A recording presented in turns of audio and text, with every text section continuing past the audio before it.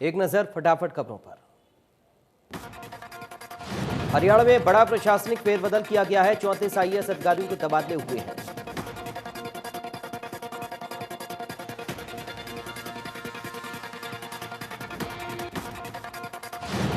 We Umashankar को बड़ी जिम्मेदारी देते हुए उन्हें सीएम के प्रधान सचिव बनाया गया है।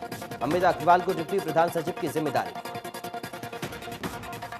अमित अग्रवाल को डिप्टी प्रधान सचिव बनाया गया है। आईएएस प्रदीप कुमार सिरसा की डीसी होंगे। बड़ौदा चुनाव से पहले कांग्रेस के एक और झटका। पूर्व विधायक किताब सिंह बीजेपी में शामिल।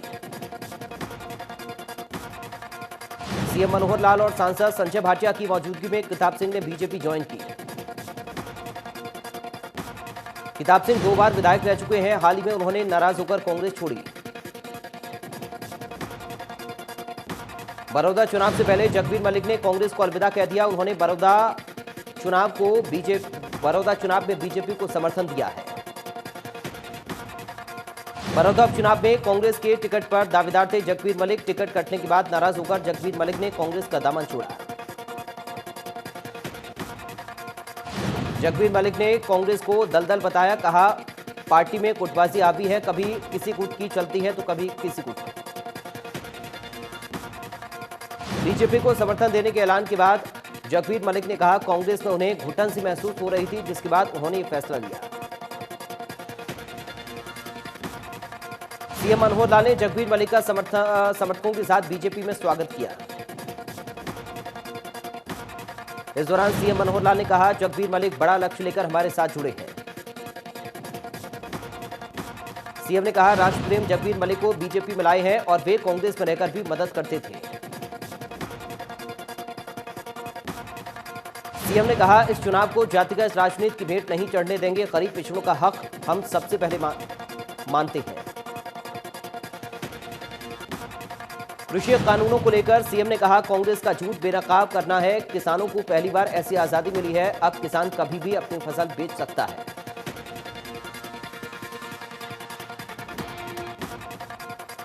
बीजेपी के प्रदेश अध्यक्ष ओपी धनखड़ ने कांग्रेस पर हमला बोला। उन्होंने कहा, कांग्रेस बड़ौदा में एक भी ईंट नहीं लगवा सकती। उन्होंने कहा, 3 नवंबर के बाद बड़ौदा से कांग्रेसी गायब हो जाएंगे। बीजेपी के प्रदेश अध्यक्ष ओपी धनखड़ ने कहा कि योगेश्वर की जीत के साथ लिखी जाएगी बड़ौदा की विकास की पटकथा।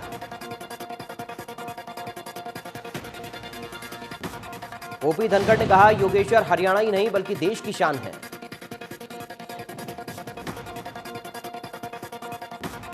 भूपेंद्र हुड्डा लगातार कांग्रेस उम्मीदवार इंदुराज नरवाल के समर्थन में प्रचार कर रहे हैं। हुड्डा ने कहा, उपचुनाव से प्रदेश की राजनीतिक दिशा बदल जाएगी। चढ़ाना गांव में भूपेंद्र सिंह हुड्डा ने किया जनसभा को संबोधित। इंदुराज नरवाल को वोट देने की अपील। बड़ौदा उपचुनाव को लेकर इनेलो नेता अभय चौटाला का बीजेपी और कांग्रेस पर निशाना। कहा, दोनों पार्टियों के उम्मीदवारों के पास बताने को कुछ नहीं। अभय चौटाला ने विधानसभा सत्र को लेकर भी कई सवाल खड़े किए।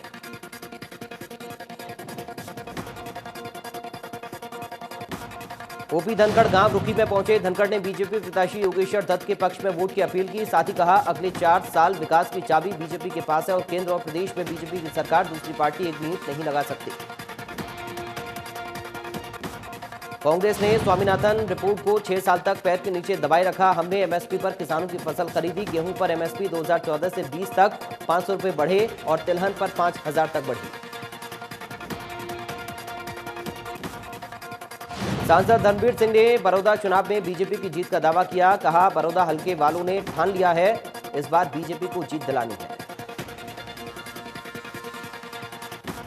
धर्मवीर सिंह ने कहा, बीजेपी उम्मीदवार योगेश्वर दत्त ने अपनी पहचान अंतर्राष्ट्रीय स्तर पर बनाई है। जिस लड़के ने अपने खेल के दम पर देश का नाम विदेश में चमकाया हो, वो प्रदेश का नाम भी चमका सकता है। लोकसभा सांसद धर्मवीर सिंह ने कहा कि तीनों कृषि कानूनों से प्रदेश का किसान और अधिक खुशहाल और उन्नत होगा। किसान अपनी मर्जी से अपनी फसल बेच सकेगा। किसान पर किसी प्रकार की कोई पाबंदी नहीं होगी। पूंजीपति किसान का शोषण करता था। इन विधेयकों से किसानों को उस शोषण से मुक्ति मिलेगी और किसान की किस्मत बदलेगी।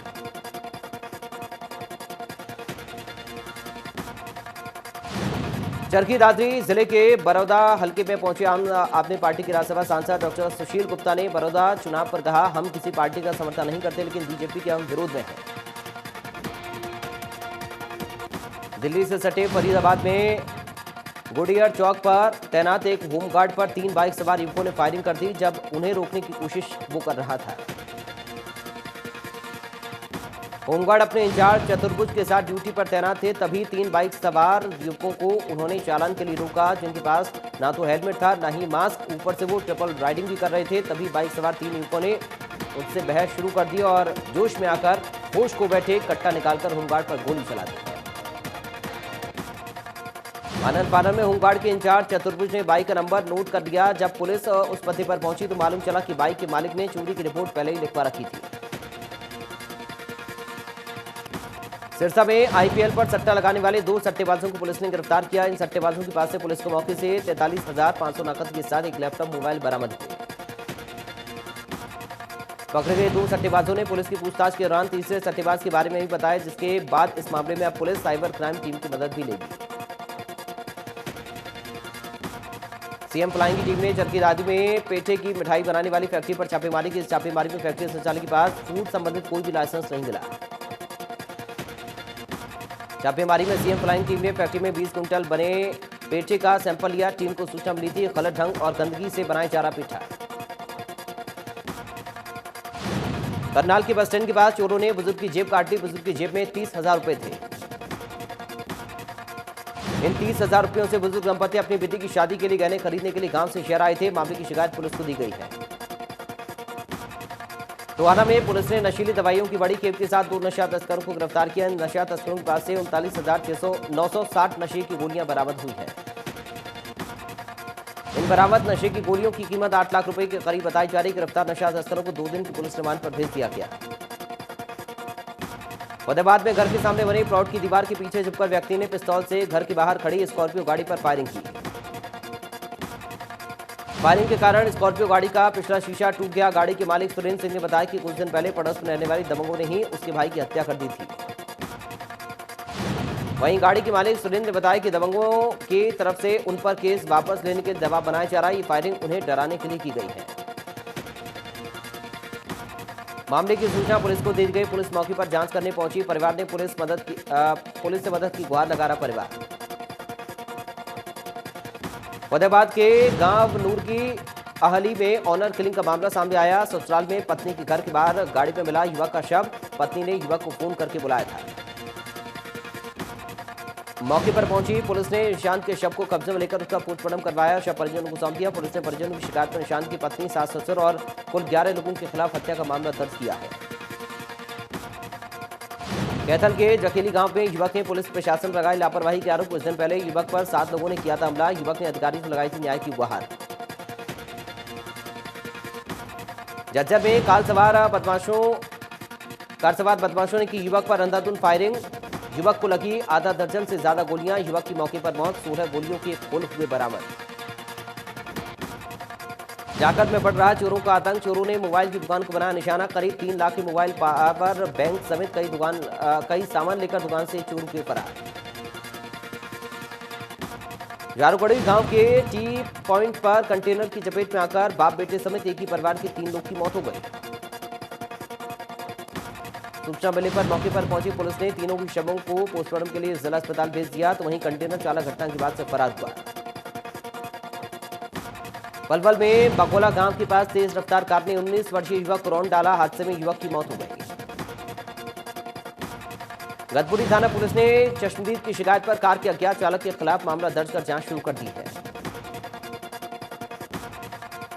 करनाल के जुंडा में शादी वाले घर में सिलेंडर फटने से आग लग गई, जिसमें काफी सामान जलकर खाक हो गया। घर के छत का लेंटर भी गिर पड़ा। चूल्हा जलाने से अचानक धमाका हो गया, जिसके बाद अचानक आग लग गई। आग लगने से घर वालों को काफी नुकसान का सामना करना पड़ा। मुरादाबाद गांव में किसानों के पशु चारे में लगी आग लगने से पशु चारे के रूप में इस्तेमाल होने वाली ज्वार और बाजरा की पूलियां जलकर राख हो गई। दमकल विभाग ने कड़ी मशक्कत के बाद आग पर काबू पाया। किसानों के मुताबिक 2 से 3 लाख रुपए का नुकसान हुआ है। करनाल के अग्रसेन चौक के पास दो गाड़ियों में जबरदस्त टक्कर हो गई। टक्कर इतनी जोरदार थी कि दोनों गाड़ियां पलट गईं। घायल हुए 2 से 3 लोगों को तुरंत अस्पताल पहुंचाया गया। पुलिस ने क्रेन की मदद से गाड़ियों को साइड किया। हिसार में फर्नीचर के गोदाम में लगी भीषण आग। फायर ब्रिगेड ने कड़ी मशक्कत के बाद पाया आग पर काबू। आग लगने से लाखों के नुकसान की आशंका। सरकार की ओर से आरटीओ डिपार्टमेंट में बदलाव के बाद अभी तक काम शुरू नहीं हो पाया, जिसकी वजह से आम जनता को दफ्तर के चक्कर काटने पड़ रहे हैं। ट्रांसफर होकर आरटीओ डिपार्टमेंट में आए कर्मचारियों का यह कहना है कि जब तक नए साहब ज्वाइन नहीं करेंगे तब तक काम करना संभव नहीं होगा। प्रोटोकॉल तोड़ डीसी ऑफिस पहुंचे केंद्रीय राज्य मंत्री कृष्णपाल गुर्जर। शहर में बढ़ते प्रदूषण को लेकर लगाई अधिकारियों की क्लास। कृष्णपाल गुर्जर ने माना कि नगर निगम अधिकारियों की लापरवाही के चलते शहर में बढ़ रहा प्रदूषण का स्तर, प्रदूषण का लेवल कम करने के लिए जारी किए दिशा निर्देश। प्रधानमंत्री मोदी की ओर से रिलीज की गई गेहूं की 2 नई किस्मों से ज्यादा उत्पादन के चलते 2020 से 21 के लिए देश में 108 मिलियन टन गेहूं उत्पादन का लक्ष्य रखा गया है। ये नई गेहूं की किस्में प्रोटीन और पोषक तत्वों से भरपूर होने के साथ ही 80 कुंटल प्रति हेक्टेयर उत्पादन की क्षमता रखती है। हरियाणा में बोर्ड की रेपैप परीक्षाएं शुरू हो गई हैं। परीक्षा केंद्र में कोरोना के चलते पूर्ण रूप से सावधानी बरती जा रही है। परीक्षा केंद्र में प्रवेश के दौरान उनकी थर्मल स्कैनिंग और हाथ भी सैनिटाइज करवाए जा रहे हैं। परीक्षाओं को शांतिपूर्ण ढंग से संपन्न करवाने के लिए परीक्षा केंद्रों की 200 मीटर की परिधि में धारा 144 लागू। नगर निगम की लापरवाही लोगों के जीवन पर भारी पड़ रही है। एक तरफ जहां बढ़ते प्रदूषण की वजह से लोगों की सांसें फूल रही, तो वहीं निगम की लापरवाही से लापरवाह अधिकारियों की वजह से वायु प्रदूषण को रोकने में पूरी तरह नाकाम साबित हो रहे हैं। कुछ लोग रात के अंधेरे में कबाड़ में आग लगा रहे हैं, जिसकी वजह से फरीदाबाद का वातावरण धुआं हो रहा। फरीदाबाद में जगह जगह उठते धुएं के गुबार से लोगों की जान पर बन आई है। लगातार शहर का AQI लेवल बढ़ता जा रहा, लेकिन नगर निगम के लाखों दावों के बावजूद भी प्रदूषण पर लगाम नहीं लग पा रहे। दिल्ली में लगातार बढ़ रहा प्रदूषण का स्तर। बीती रात प्रदूषण के स्तर में आए इजाफा। अगले 2 दिनों तक दिल्ली में लोगों को प्रदूषण से राहत नहीं मिलने के आसार। रादौर वासियों को सरकार ने दिया दिवाली का तोहफा। करोड़ों रुपए की राशि से किया जाएगा सड़कों का कायाकल्प। 16 करोड़ 22 लाख की लागत से सड़क मार्ग की हालत होगी दुरुस्त। पूरी दुनिया में कोरोना के आंकड़े हुए 4 करोड़ 33 लाख के पार। अब तक 11,58,000 से ज्यादा मरीजों ने गंवाई जान। पूरी दुनिया में अब 1 करोड़ के पार कोरोना के केस एक्टिव। अमेरिका में कोरोना ने जमकर मचाई तबाही। कुल मरीजों का आंकड़ा हुआ 88 लाख के पार। अब तक 57,72,000 से ज्यादा मरीज हुए ठीक। कोरोना के मामले में पूरी दुनिया में तीसरे नंबर पर ब्राजील। अब तक 1,57,000 मरीजों ने कोरोना के चलते गंवाई जान। कुल मरीजों की संख्या 53,94,000 के पार। रूस में कोरोना के मरीजों की लगातार बढ़ रही संख्या। कुल मरीजों की संख्या 15,13,000 के पार। अब भी 3,49,000 से ज्यादा एक्टिव केस। 26,000 से ज्यादा मरीजों की मौत। देश में धीरे धीरे कोरोना पर लग रही लगाम। एक दिन में सामने आए 45,149 नए केस। 460 मरीजों ने तोड़ा दम। कुल मरीजों की संख्या 79 लाख के पार। एक्टिव केस 6,54,000 से ज्यादा। हरियाणा में कोरोना मरीजों का आंकड़ा हुआ 1,58,000 के पार। 24 घंटे में मिले 1,240 नए मरीज। 7 की मौत। एक्टिव केस 10,295 से ज्यादा। करनाल में कोरोना के 7 नए केस मिले। जिले का रिकवरी रेट 96% के पार।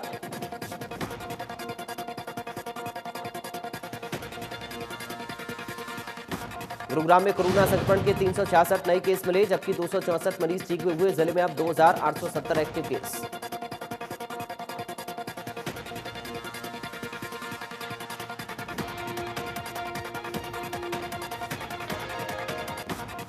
पंचकुला में पिछले 24 घंटे में आए 34 नए केस। 12 मरीजों को डिस्चार्ज किया गया। जिले में कोरोना से 109 लोगों की मौत। महाराष्ट्र में कोरोना से एक दिन में हुई 112 मरीजों की मौत। कुल मौत का आंकड़ा 43,264। अभी 1,40,486 केस एक्टिव। तमिलनाडु में कोरोना से हाहाकार। एक दिन में आए 2,869 नए केस। अब भी 30,606 से ज्यादा एक्टिव केस। उत्तर प्रदेश में कोरोना से लोगों का बुरा हाल। एक दिन में मिले 2,032 नए केस। अब तक 4,36,071 से ज्यादा मरीज ठीक। 27,317 केस एक्टिव। राजस्थान में कोरोना के 16,000 केस एक्टिव। एक दिन में 1,821 नए केस मिले। दिल्ली में लगातार बढ़ रहा कोरोना का संक्रमण, 24 घंटे में सामने आई 4136 नए केस, 33 लोगों की मौत। आंध्र प्रदेश में एक दिन में आए कोरोना के 2997 नए केस, मरीजों का आंकड़ा हुआ 8,07,000 के बाद 30,000 से ज्यादा केस एक्टिव। 24 घंटे में मेवात जिले में कोरोना के कुल 3 नए मामले दर्ज किए गए, तो जिले में अब कुल 26 लोगों की कोरोना से मौत हो गई। मेवात में कोरोना के अभी 28 एक्टिव मामले, तो वहीं जिले में अब तक कोरोना के कुल 1239 मामले सामने आ चुके हैं। त्योहार के दिन ट्रिपल राइडिंग, बिना हेलमेट, विदाउट सीट बेल्ट वाहन चलाते दिखे लोग, ट्रैफिक नियमों की धज्जियां उड़ाने वाले इन चालकों पर ट्रैफिक पुलिस हुई सख्त। त्योहार के दिन ट्रैफिक नियमों का उल्लंघन कर रहे लोगों पर ट्रैफिक पुलिस हुई सख्त, जमकर काटे वाहनों के चालान। आमतौर पर त्योहार के दिन चालान काटने से परहेज करती है पुलिस।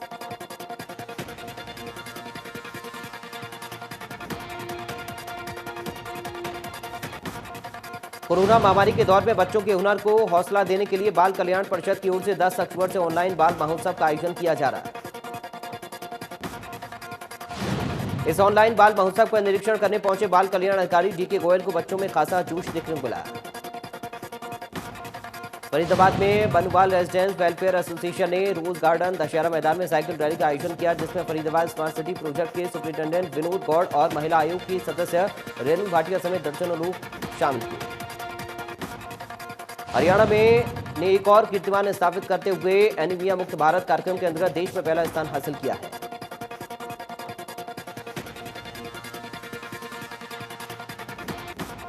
नूंह जिले के पाटुका ग्राम पंचायत की महिला सरपंच विकास की इबारत दिख रही है। महिला प्रधान गांव की महिलाओं को भी बिजली पानी जैसी बुनियादी सुविधाओं के अलावा शिक्षा पर फोकस करने पर ध्यान दे रही है। अंजुमारा का ये कहना है कि उनके 5 साल के कार्यकाल में ग्राम पंचायत के अंतर्गत आने वाले 5 गांव में करोड़ों रुपए विकास कार्य पर खर्च किए गए हैं। पलवल की मंडियों में धान, कपास और बाजरे की खरीद सुचारू रूप से जारी है। मार्केट कमेटी के सेक्रेटरी नरवीर सिंह ने बताया कि मंडियों में फसलों की खरीद एमएसपी पर की जा रही है।